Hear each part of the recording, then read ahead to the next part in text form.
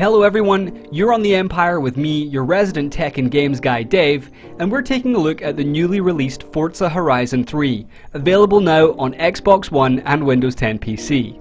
Yes, that's right, for the first time a Forza game is available on PC as well as Xbox, and I'm not including Forza 6 Apex here, and it brings a host of cool features with it, but more on those later. First of all, let's take a look at what the game's all about.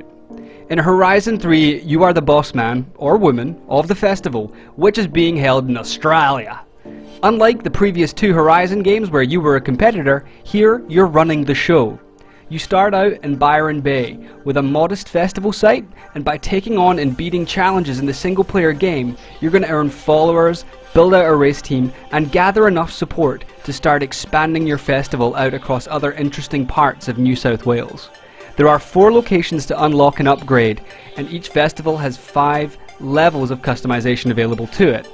New events are unlocked with each festival site upgrade that takes place, and the racing takes place across a varied scenic locales ranging from the desert outback to the city of surfers paradise, and it mixes up a range of on and off-road racing styles. The borderline OCD levels of car customization and decal creation are present and well represented, and if this isn't your first Forza rodeo, you can import decals and other things from your previous escapades, and you're going to get some bonus cars to boot. The racing style is thoroughly arcadey. Any game that lets you drive a Koenigsegg 1 through the outback dirt roads at nearly 400 km an hour cannot be grounded in reality. But then again, if you're after a more simulatory style of game, then you should probably be picking up the more track-focused Forza Motorsport 6. What you get in Horizon is a thoroughly fun experience, full of jumps, slides, antics and mayhem on the open road, with events like danger signs, drift zones and speed zones. All of these help build out your fan base, and then there are the point-to-point city circuits and cross-country races, which build out your experience and get you leveled up.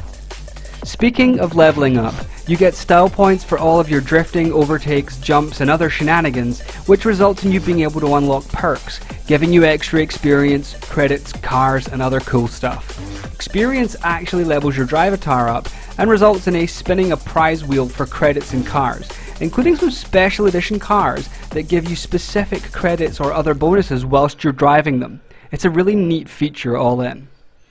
Now graphically, this is the best looking Forza game yet.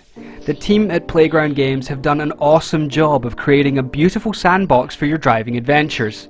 The vibrant city, muddy rainforest, sandy outback and verdant wine country are all stunning in their own way and will provide you with plenty of variety as you crunch through the many hours of driving at your fingertips.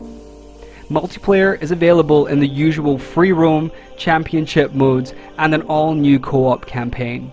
You and a couple of mates can jump in and do all of the campaign adventures together, which is awesome. Now this brings me around to the new feature that Microsoft is introducing with Xbox Play Anywhere. As I mentioned, this game is also available on Windows 10 PC as well as the Xbox One.